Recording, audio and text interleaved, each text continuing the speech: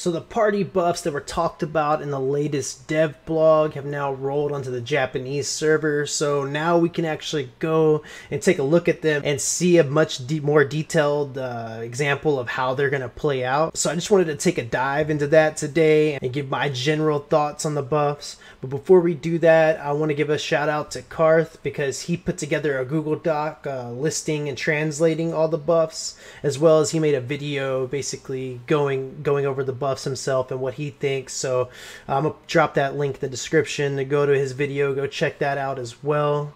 I'm also playing a little snippet of his video in the background just so you can get a general idea for how they'll play out with the UI and how you'll select them. But anyways, if you read this update, you'll know that in order to incentivize grouping, the NeoWiz is going to be adding a party buff mechanic. So whenever you're in a group, your group leader will get to pick a buff. They'll get to pick one combat buff and one life skill buff. And this is going to be influenced by the amount of group members you have and also the classes present. This also says races, but I don't think we get a really an example on that with what's rolled onto the Japanese servers. But anyways, so I'm going to hop onto this Google Doc. If you look at this, the way he has it organized is he has it under attack, defense, and utility, all and boss, as well as classes. This all falls under the category of combat. So there's a lot of these, but you only get to pick one at a given time. Plus, you have to qualify based on your group composition. The general ones, these are achieved just by the amount of party members you have. And then you have like your class mixes that you need to meet, as well as amount of party members. So you can see like Ranger Mage, Guardian Berserker, Assassin, which they'll probably tweak this for NA and EU until they have the Assassin out. So what I'm going to do is I'm going to go over these individually and give my thoughts on them individually. But then what I'm going to do is I'm going to take that and transition to some problems I have with Bless on its current state in Japan. And then just give my thoughts on the system as a whole. So first one, 3% all stats. That's pretty meh. Attack / spell power. 15% if you have 3 party members. And then 25% if you have 5 party members. This one is probably this one might be the best buff out of all of them. 1.7% crit. Not very good. I'll dive more into that later. 2.5% crit, 10% crit damage, not very good. 3% damage to players. I mean, when you're comparing that to 25% spell power, it just doesn't compare. And then for 5 party members, 2.5% reduced damage as well as the 3%. Still pretty meh. Ranger Mage. Now this isn't one singular buff. These are 2 buff options. So you can pick this one or you can pick this one. You need to have a Ranger and a Mage, and you also need to have 5 party members. When you move, gain a buff every 3 seconds at 5 stacks. You get 45% damage on your next attack. So basically, when you're in movement, you're going to start stacking a buff every 3 seconds, and then you will you'll get 45% damage on your next attack.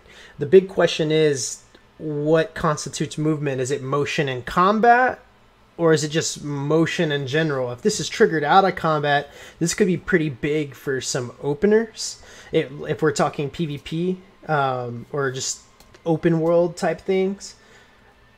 But if it requires combat, then that changes that up a little bit.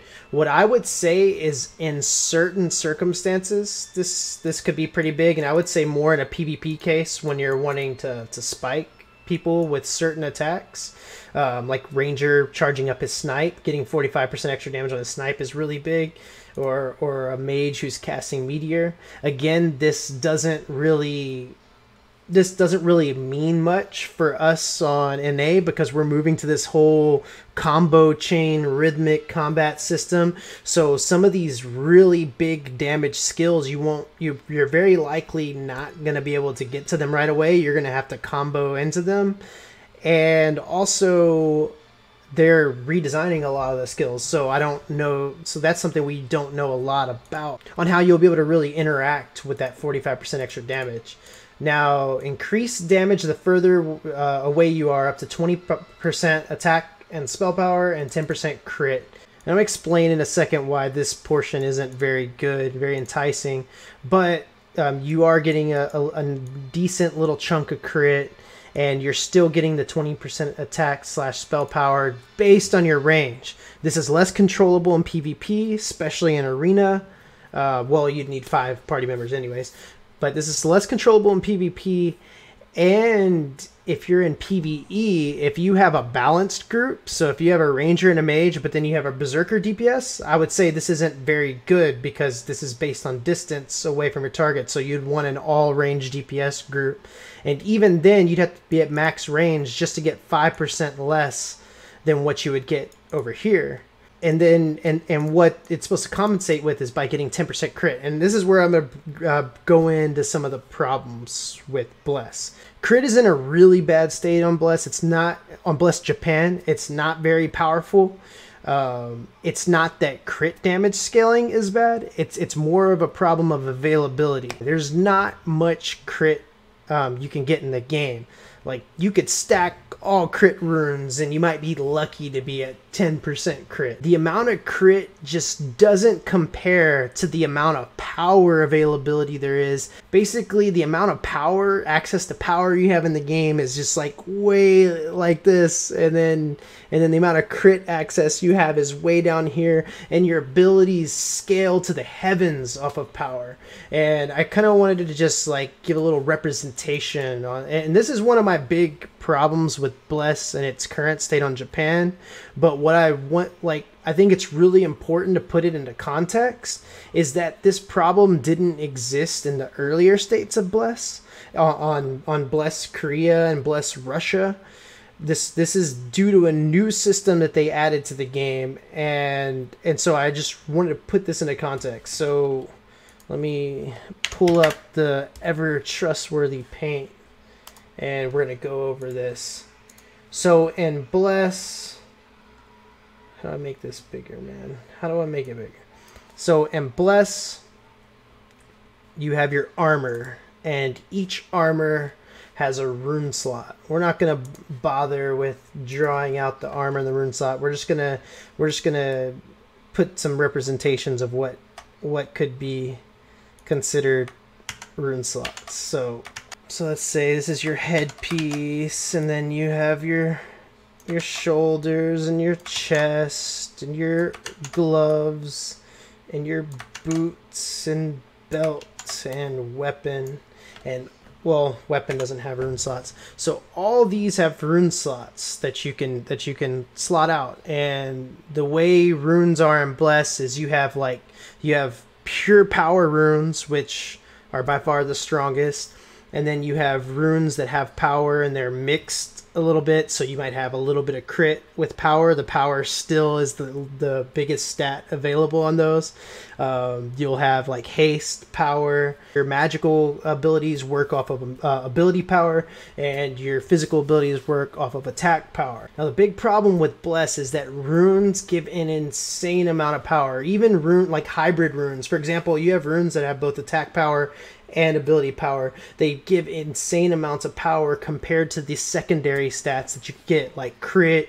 If you were to stack as much crit as possible, you might be lucky to be at 10 to 12% crit chance. If you were to stack haste, you might get like 6 to 8% CDR. I don't know, like that's just a rough guess, but it's really low. Like a little bit of CDR and a small amount of cast time reduction or attack speed as compared to the amount of power you're going to get if you just prioritize power.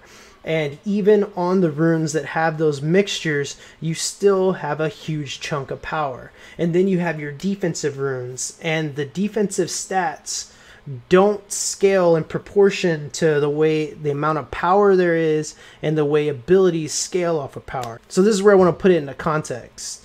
What I've been told about Bless Korea, the old school Bless, the first iteration of Bless, is that gear scaling was not a big issue.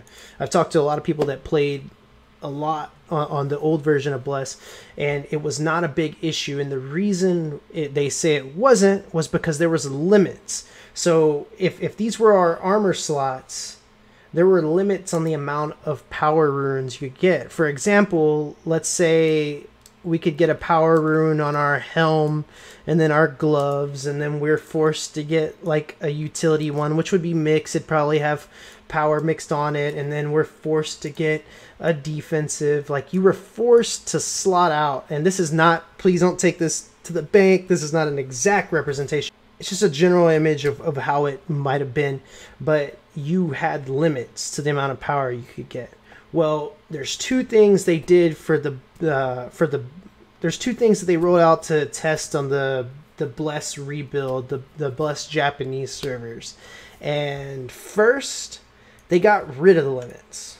Now, you can get whatever rune you want as long as the piece of armor that drops, when it drops, it has a designated rune slot on it. But there is no limit to the amount. If I were to get, so for example, one of the rune types in Bless is called an eagle rune, and an eagle rune is pure power.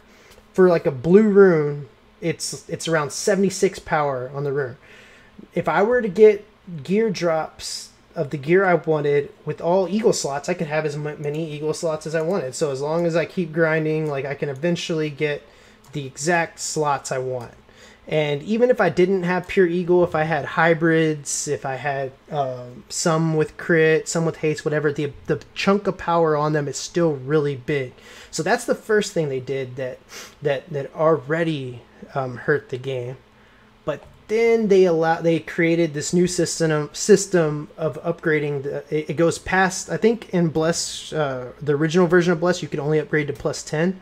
Well, on Bless Japan, you can upgrade to plus 15, and then you awaken your item. When you awaken your item, you get an extra rune slot on the gear piece. So now we can have 2 rune slots. Oh my god, this is a meme.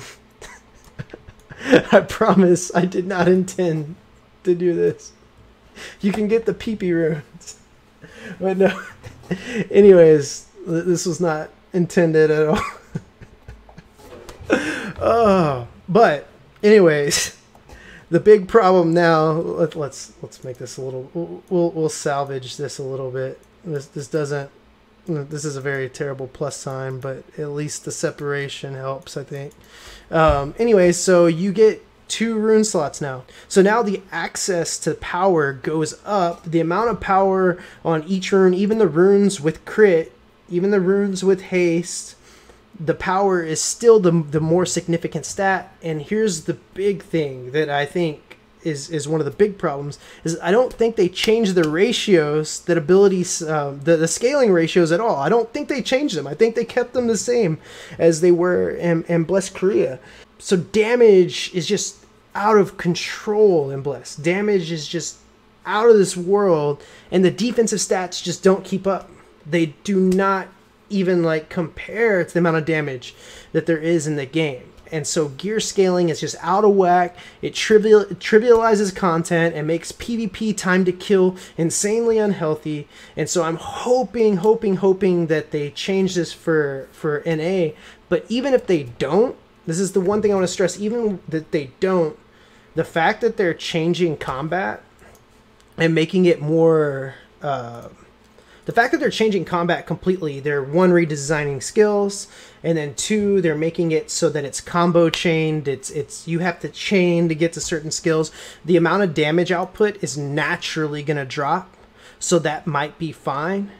But I just wanted to give context on, in the current iteration of the game, why I think there's a huge disparity in these buffs. Like, I'm just going to keep this playing as some background stuff, but there's a huge disparity in the power of these buffs, and that's why this one by and far is pretty much the best option.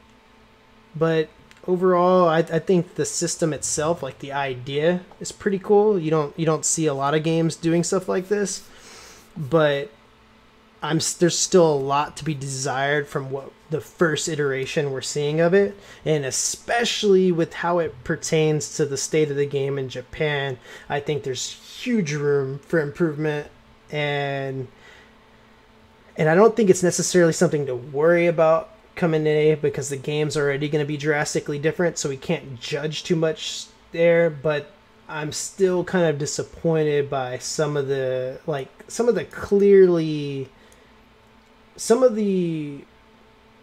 these, to be honest. You kind of have to be out of touch with the state of you either one have to be out of touch with the problems of your game in that iteration, or you're just testing things as a generality for you don't really care about that state of the game, because it's gonna completely change.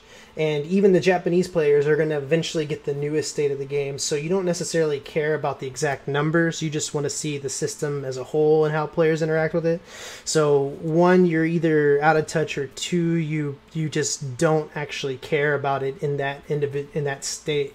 And you know that there's going to be huge changes coming anyway. So like, because of that, we can't put a lot of stock into it, but now we do have a more of a detailed idea on how this is going to play out, as far as what kind of buffs they're going to be going for, and how the classes interact with them, how you choose them, etc., etc. But anyways, guys, that's it for the video. I hope you enjoyed it. I got some more videos I'm working on, so keep refreshing the page. Go ahead, like and subscribe, and comment your thoughts below.